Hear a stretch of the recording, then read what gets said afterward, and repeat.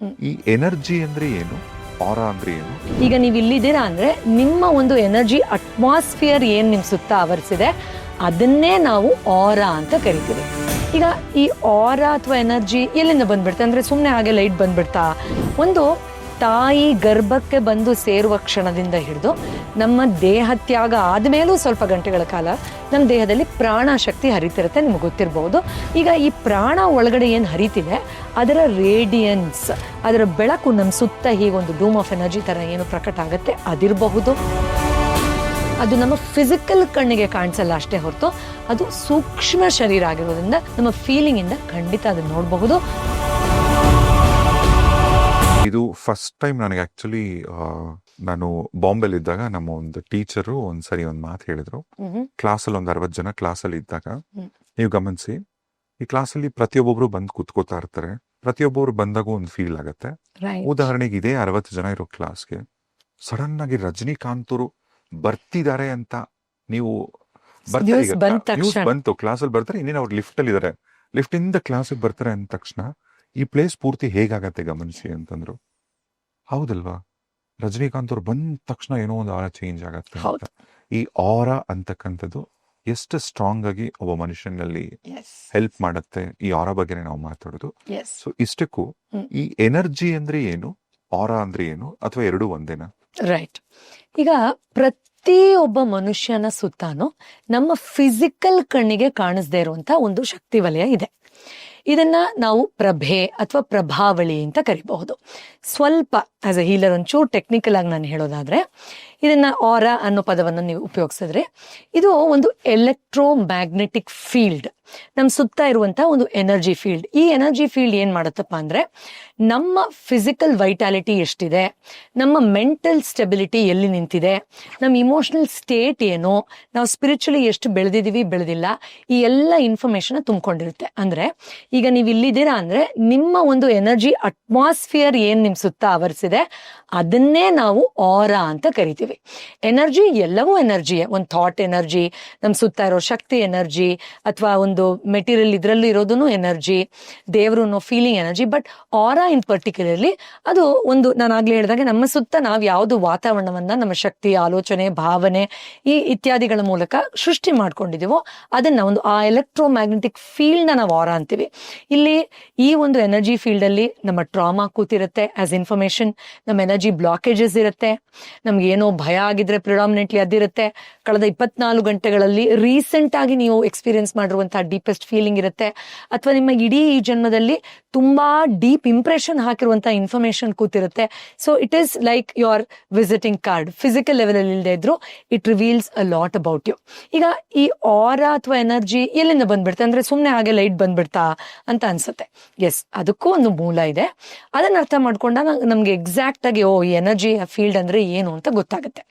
ಒಂದು ತಾಯಿ ಗರ್ಭಕ್ಕೆ ಬಂದು ಸೇರುವ ಕ್ಷಣದಿಂದ ಹಿಡಿದು ನಮ್ಮ ದೇಹ ತ್ಯಾಗ ಆದ್ಮೇಲೂ ಸ್ವಲ್ಪ ಗಂಟೆಗಳ ಕಾಲ ನಮ್ಮ ದೇಹದಲ್ಲಿ ಪ್ರಾಣ ಶಕ್ತಿ ಹರಿತಿರುತ್ತೆ, ನಿಮ್ಗೆ ಗೊತ್ತಿರಬಹುದು.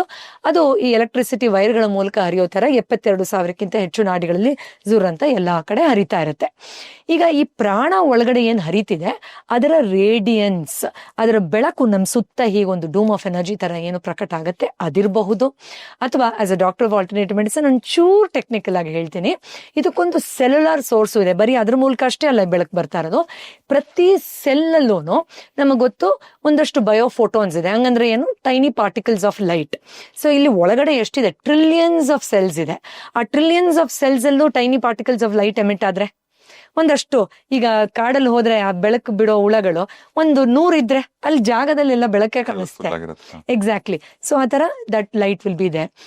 ಇನ್ನೂ ಒಂದು ಹೆಜ್ಜೆ ಮುಂದಕ್ಕೆ ಹೋಗಿ ನಾವು ನೋಡಬಹುದು, ನಮ್ಮ ಹೃದಯ ಏನು ಭಗವಂತ ಕೊಟ್ಟಿದ್ದಾನೆ, ನಮ್ಮ ಬ್ರೇನ್ ಏನು ಕೊಟ್ಟಿದ್ದಾನೆ, ಇದು ಎರಡೂ ಸಾಮಾನ್ಯದಲ್ಲ. ಅದು ತನ್ನ ಕೆಲಸ ಅಷ್ಟೇ ಮಾಡ್ತಾ ಇಲ್ಲ, ಅದೊಂದು ಹ್ಯೂಜ್ ಎಲೆಕ್ಟ್ರೋಮ್ಯಾಗ್ನೆಟಿಕ್ ಫೀಲ್ಡ್ ನ ಎಮಿಟ್ ಮಾಡುತ್ತೆ. ಇನ್ಫ್ಯಾಕ್ಟ್ ಬ್ರೇನ್ಗಿಂತ 100 ಪಟ್ಟು ಹೆಚ್ಚು ಎನರ್ಜಿ ಫೀಲ್ಡ್ ನ ಹೃದಯ ಫೀಲ್ ಮಾಡುತ್ತೆ.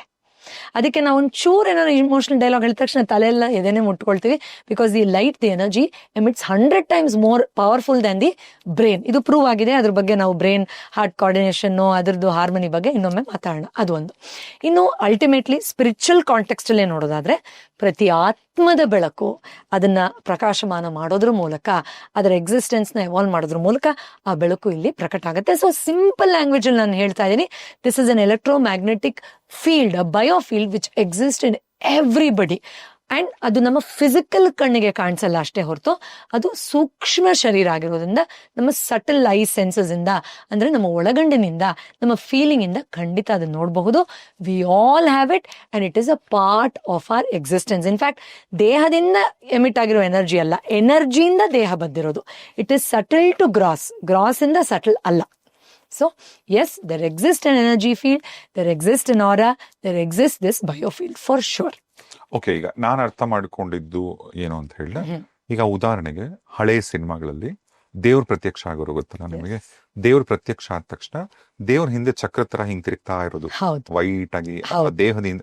ಒಂದ್ ದೇವ್ರು ಯಾವುದೇ ಒಂದ್ ದೇವ್ರ ಸಿನಿಮಾಗಳು ನೋಡಿದ್ರು ನೀವು ಹಿಂದೆ ದೇವರಿಂದ ಹಿಂಗ್ ರೌಂಡ್ ಫೋಟೋಗಳಲ್ಲಿ ಈಗ್ಲೂ ಹಾಕಿರ್ತಾರೆ. ಸೊ ಅದೇ ಆರಾ, ಅಬ್ಸಲ್ಯೂಟ್ಲಿ ಎಸ್. ಅದು ರೆಪ್ರೆಸೆಂಟ್ ಮಾಡೋದೇ ಆರಾ. ಇನ್ಫ್ಯಾಕ್ಟ್ ಕೆಲವರೆಲ್ಲ ಏಂಜಲ್ಸ್ ವಿಂಗ್ಸ್ ಅನ್ನು ಆರಾನೇ ಅವರು ವಿಂಗ್ಸ್ ತರ ನೋಡಿದ್ದಾರೆ ಅಂತಾನು ಹೇಳ್ತಾರೆ. But whether that is this or that, there is a radiance of energy. ಅದು ದೇವತೆಗಳಿಂದ ಹಿಡಿದು ಸಾಮಾನ್ಯ ಮನುಷ್ಯರು, ಇನ್ಫ್ಯಾಕ್ಟ್ ಚರಾಚರ ವಸ್ತುಗಳಲ್ಲೆಲ್ಲ every item has its own energy.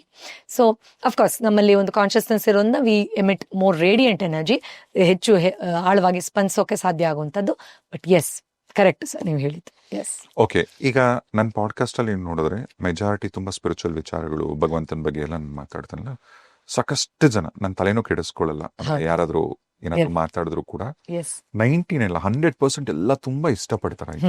But ಯಾರೋ ಒಬ್ರು ಒಂದ್ ತರಲೆಗಳಿರ್ತಾರೆ. ಬಂದು ಇನ್ಸ್ಟಾಗ್ರಾಮ್ ಅಲ್ಲಿ ಇಷ್ಟುದ್ದ ನಂಗೆ ಪರ್ಸನಲ್ ಆಗಿ ಮೆಸೇಜ್ ಬೆಳೀತಾರೆ, ರಾಜೇಶ್ ಅವರೇ ನಿಮ್ಮ ಮೇಲೆ ರೆಸ್ಪೆಕ್ಟ್ ಇದೆ, ಬಟ್ ಇದು ದೇವರೆಲ್ಲ ಏನೂ ಇಲ್ಲ, ಇದೆಲ್ಲ ಸುಳ್ಳು, ಇದೆಲ್ಲ ಮೂಢನಂಬಿಕೆ, ಇದು ಅದು ಇದು ಅಂತ. ಮತ್ತೆ ನಿಮ್ ಪ್ರಕಾರ ಏನ್ ದೇವ್ರು ಅಂದ್ರೆ? ನಾವು ದೇವ್ರು, ಗಾಡ್ ಇಸ್ ನಥಿಂಗ್ ಬಟ್ ಏನದು ಎಕ್ಸಿಸ್ಟೆನ್ಸ್. ಮರ, ಈಗ ಮರ, ಬೆಟ್ಟ, ಗುಡ್ಡ, ನದಿ, ಸಮುದ್ರ, ಇದು ನಮ್ ಪ್ರಕಾರ ದೇವ್ರು ಅಂತ ಹೇಳ್ತಾರೆ ಅವರು. ಹಾಗಾದ್ರೆ ಅದನ್ನೆಲ್ಲ ಯಾರು ಸೃಷ್ಟಿ ಮಾಡೋರು, ಹೇಗ್ ಬಂತದು? ಓಕೆ, ನೀವು ಸೈಂಟಿಫಿಕ್ ಎಕ್ಸ್ಪ್ಲನೇಷನ್ ಅವ್ರದ್ ಏನಾದ್ರು ಮಾತಾಡ್ಕೊಳ್ಳಿ, ಬಟ್ ಇಂತ ಅವ್ರಿಗೆ ಇದೆಲ್ಲ ಸುಳ್ಳು, ಆರಾ ಅನ್ನೋದು ಸುಳ್ಳು, ಈ ಎನರ್ಜಿ ಅನ್ನೋದು ಸುಳ್ಳು, ಇದೆಲ್ಲ ಡೋಂಗಿ, ಮೂಢನಂಬಿಕೆ, ನಂಬೇಡಿ ಅಂತೆಲ್ಲ ಅಂತಾರಲ್ಲ, ಅಂತವ್ರಿಗೆ ಏನ್ ಹೇಳ್ತಾರೆ? ಓ, ನನ್ನ ಹತ್ರ ಉತ್ತರ ಇದೆ. ನಾನು 2 PhD ಇಂಥವ್ರಿಗೂ ಉತ್ತರ ಕೊಡಕ್ಕೆ ಮಾಡಿರೋದು. ರೈಟ್ ಸರ್, ಈಗ ನಾವು ನಿಮ್ಮ ಮೇಲೆ ಒಂದು ಎಕ್ಸ್ಪೆರಿಮೆಂಟ್ ಮಾಡ್ತೀನಿ, ಆಯ್ತಾ? ನೀವು ಬ್ಲಾಂಕ್ ಆಗಿ ಒಂದು ಸಾಮಾನ್ಯ ಮನುಷ್ಯರಾಗಿ ಒಂದಿನ ಮಾಡಿ. ಎಸ್, ತುಂಬಾ ಸಿಂಪಲ್. ಈಗ ಮೈಂಡ್ ಇಂದ ನೀವು ತುಂಬಾ ಖುಷಿ ಕೊಡುವಂತ ಒಂದು ಪಾಸಿಟಿವ್ ಥಾಟ್, ಚೆನ್ನಾಗ್ ಅನ್ಸುತ್ತೆ ಅನ್ನೋದನ್ನ ಸುಮ್ನೆ ಥಿಂಕ್ ಮಾಡಿದಾಗ ನಿಮ್ ಸುತ್ತಮುತ್ತ ನಿಮ್ ಒಳಗಡೆ ಹೇಗ್ ಫೀಲ್ ಆಗುತ್ತೆ ಅಂತ ನೋಡಿ. ಆಮೇಲೆ ತುಂಬಾ ಹಿಂಸೆ ಕೊಡೋ ಒಂದು ನೆಗೆಟಿವ್ ಥಾಟ್ ಸುಮ್ನೆ ತಗೊಂಡ್ ಬನ್ನಿ, ಬೇಕು ಅಂತ ಡೆಲಿಬ್ರೇಟ್ ಆಗಿ ಥಿಂಕ್ ಮಾಡಿ ಹೇಗ್ ಫೀಲ್ ಆಗುತ್ತೆ ಅಂತ ಹೇಳಿ.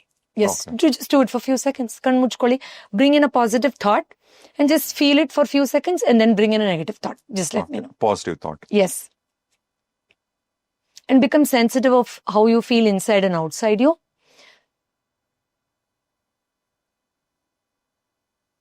And immediate one negative thought.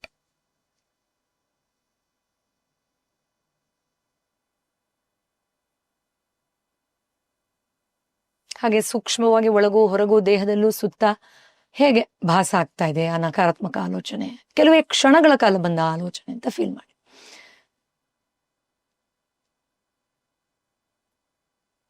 S.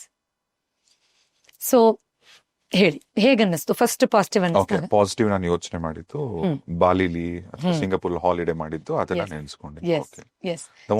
ಖುಷಿ, ಖುಷಿ ಅಂದ್ರೆ ಡಿಡ್ ಯು ಫೀಲ್ ಲೈಟ್ ಒಂಥರ ಫೆದರ್ ಬಂದಿರೋ ಹಾಗೆ?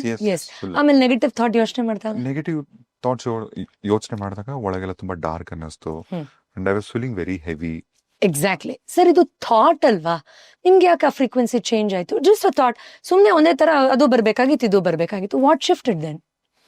ಎಮೋಷನ್ಸ್ ಇತ್ತಲ್ಲ ಇಲ್ಲಿ. ಎಸ್. ಸೊ ಎಮೋಷನ್ ಇದ್ದಾಗ ನಿಮ್ಗೆ ಲೈಟ್, ಡಾರ್ಕ್, ಹೆವಿ, ನೆಗೆಟಿವ್, ಹಿಂಸೆ, ಈ ತರದ ಪ್ಯಾಟರ್ನ್ಸ್ ಯಾಕೆ ಚೇಂಜ್ ಆಯ್ತು? What is that bridge between the thought and the emotion? It is the shift of the frequency and the vibration, which is nothing but the energy which we are talking about. ಹೌದಲ್ವಾ?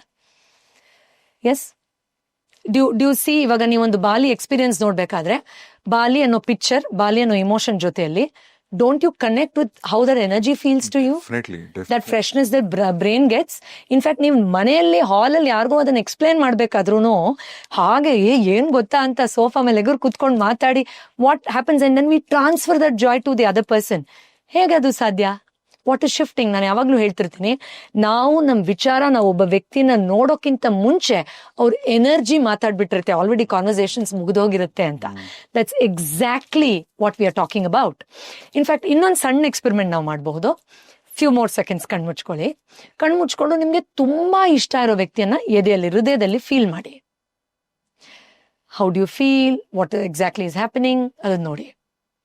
ಕೆಲವು ಕ್ಷಣಗಳ ನಂತರ ನೀವು ಇಷ್ಟನೇ ಪಡೆದೇ ಇರೋರು, ಅಯ್ಯೋ ಇವ್ರು ಯಾಕಾದ್ರೂ ಬಂದ್ರಪ್ಪ, ಇವ್ರು ನನ್ನ ಕಣ್ಮುಂದೆ ಯಾಕಾದ್ರೂ ಬಂದ್ರು, ಇವ್ರ ಹೆಸರು ಯಾಕೆ ನಂಗೆ ಕೇಳಿಸಿದ್ರು ಇವರು ಅನ್ನೋ ಥರದ ವ್ಯಕ್ತಿಯನ್ನ ನಿಮ್ಮ ಹೃದಯದಲ್ಲಿ at your heart center feel ಮಾಡಿ.